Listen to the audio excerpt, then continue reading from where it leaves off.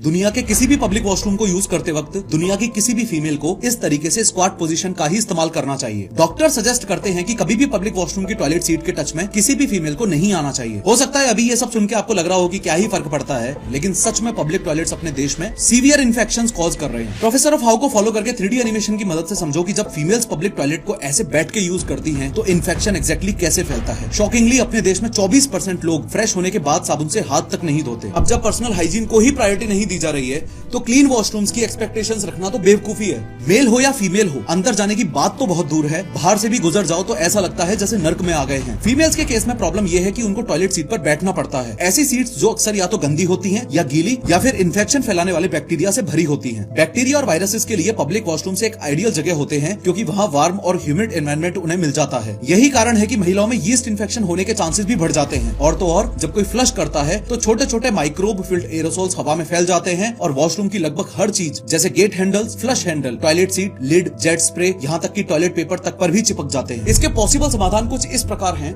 जो आपको अपनी फैमिली के साथ जरूर शेयर करने चाहिए। वेस्टर्न टॉयलेट सीट है तो स्क्वाट पोजीशन का इस्तेमाल करें और अगर इंडियन टॉयलेट सीट अवेलेबल है तो उसको ही प्रेफरेंस दें। वॉशरूम के डोर हैंडल्स पर अपने हाथ का इस्तेमाल करने की बजाय अपनी एल्बो का इस्तेमाल करें। फ्लशिंग भी अपने पैर या कोहनी से करें। अगर टिश्यूज अवेलेबल हैं तो डायरेक्टली किसी चीज को हाथ लगाने की बजाय टिश्यूज को हाथ में लेकर ही नल एक्सेट्रा खोलें। Follow for more amazing videos.